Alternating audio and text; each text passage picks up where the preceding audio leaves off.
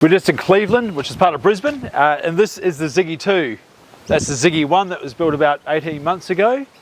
This house is basically just a mirror image of that one, but it's got a gable end. So instead of having the parapets around the front, it's got the nice kind of gable end across the front.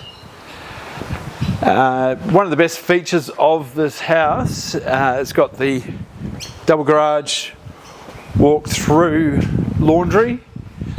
And then down here it's got like an internal courtyard. So this area down here is going to be paved or landscaped. Nice little sheltered part. It's actually quite windy here, especially today, but nice and sheltered down here. They've also incorporated some of the curved walls again, which we use a lot on the one next door.